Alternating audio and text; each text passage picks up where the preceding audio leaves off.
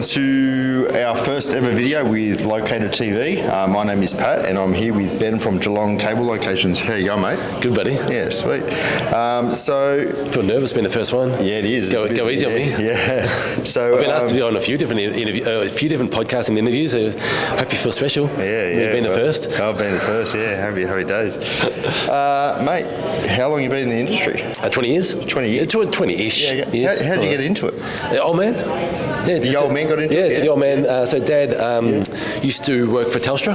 Yeah. So Dad used to work for PMG. Used to be called PMG back in the day. Postmaster General. Yeah. And then they turned to Telecom. Then Telstra, and then Telstra in 98, I think it was 98, said we're not going to do locating anymore. So Dad used to go for Telstra and do cable locating for Telstra. Yeah. And then he said we're not going to. Telstra said to him, we're not going to do locating anymore. Yeah. We're going to now have a thing called dial before you dig, and we're going to send people plans. Dad's like, hang on, what do you mean? What plans are you going to send them? And they said, the plans you use every day. Yeah. Dad's like, hang on, I've seen your plans. They're okay, but people need to know on site where everything is. Yeah. They're like, no, trust us. We're going to send them plans. It's going to work out great. Yeah. So Dad said, well, stuff he is. I'm going to go out my own business and I'll start locating Telstra cables for other people. Yeah, nice. And that's how it started. Okay. And then on the, I remember 2 a.m. on the very first, so 1st of July we started, and 2 a.m. we get a phone call from the Water Authority down in Geelong. Can you come out and locate the service? They had a burst water main, burst water pipe, and said, can you come out and locate? They said to him, can you come out and locate? And Dad, and back, so you're probably a bit young, but back those days you used to have a home phone, and the home phone rang, and so 2 o'clock in the morning the home phone rings. Of course, I wake up. I was 18, 19 at the time, 17, something like that. Wake up and Dad comes in the room at about 1:30. We've just got our first job. Do you want to come out for a job? Okay. I had no idea. Now, growing up, obviously. So what year was that, you reckon? 98. 98. Yeah, 1998, because just before GST. So 1998. July, 1st of July 1998 is when we first started. And so before that, I already gone out for a couple of jobs with Telstra with him, but not really understanding what he did. And then, I remember on that first job, he located a Telstra for the Water Authority before they started, because they had a burst water main, and they couldn't fix it before they knew where the stuff was. And then they said, look, while you're here, can you locate the power and the water for us? So I was like, I don't know, I guess. Give it a go. Give it a go. And 20 odd years later, here we are. There you go. So Yeah, right. So what challenges do you face like on a daily basis? What's something that really you find you can find challenging? I find challenging. Yeah. Today, 20 years later. Yeah. On a daily basis. Anything? Gas. We can't locate. Yeah, exactly. Yeah, untraceable services are probably the biggest challenge that hasn't changed for the last 20 years. And being down in sort of Melbourne, it's probably a lot harder to use your GPR. Yeah. Because of the... Yeah, so I love GPR. I've used GPR for, what do we know? I went to America to learn the GPR. So we've had GPR about 15 years. Yeah. And I love GPR. My old man hated GPR. Yeah. I love GPR. But when I say I love it because it's another tool we can use. Yes, yeah. So the whole point, I get a lot of engineers and stuff that say to me, just use GPR, nothing else. And I'm like, no. It's a tool as long as all the other tools I use. Yeah, absolutely. So I use GPR. You need it. Yeah, but absolutely. It only works 30% of the time down our way. Absolutely, yeah. But if that 30% works, it's still good. Yeah, exactly. So not having it, yeah. So what do you find, where have you worked in the past that you've gone, it's a job that you've always remembered? Have you worked somewhere in particular, like... prisons? Prisons and stuff exactly. like that. Yeah, I've worked at a few prisons before. Yeah, so. Prisons are a funny one. Yeah. Have you worked in prisons? Yeah, so you know what I mean? Yeah. So you go to some... Bit daunting, yeah. Where, I still remember I think the first one, the second one I worked at, you get one, so we're in the... courtyard, I guess you call it. Courtyard. In the main area, and all the prisoners are out. They're all working away. Yeah. So, sorry, I should go back.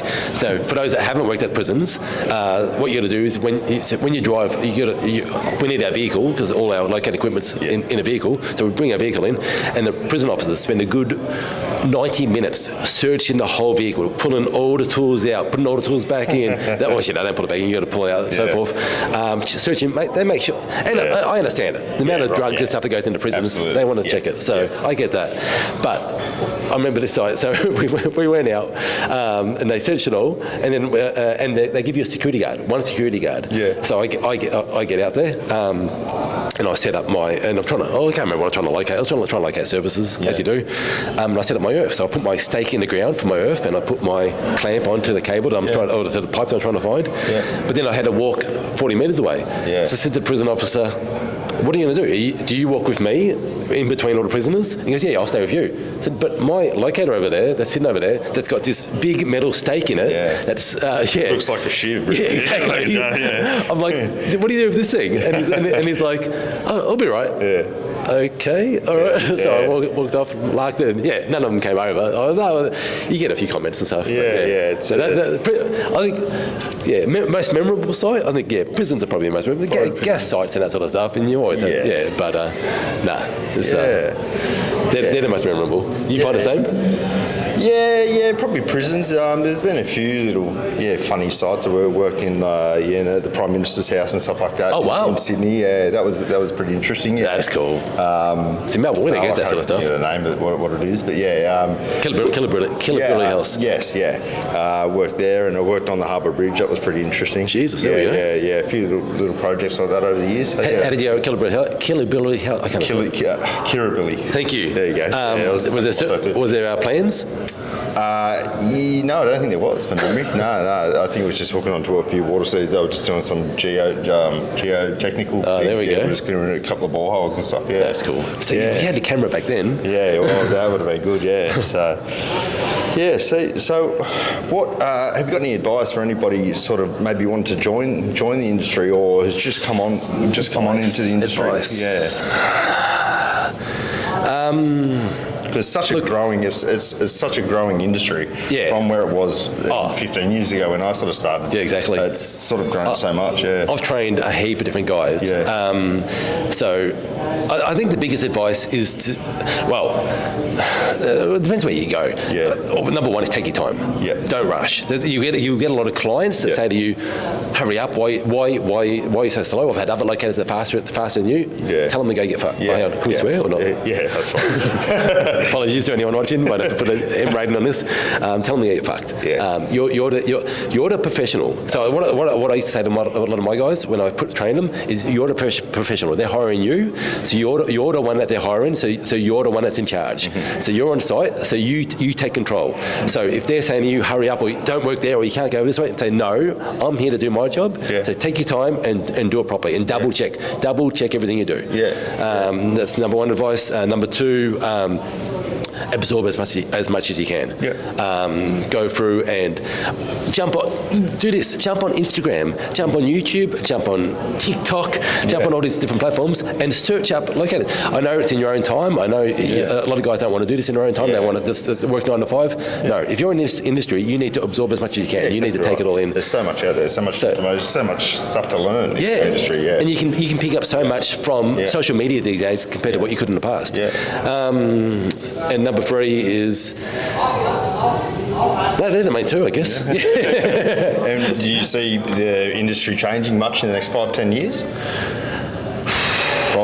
From what we heard today, there might be a few little changes with before you dig. I keep calling it before you dig. But before you dig, it's going to change massively, which is good. That change for the good. In all seriousness, no. I don't see the local industry as such changing. I'd like to see it change. There might be a few bits of equipment or something like that change. So GPS is going to change. There's going to be a few different radars that will come out and so forth. Yeah, technology can only get better, can't it? The fundamentals will still be the same.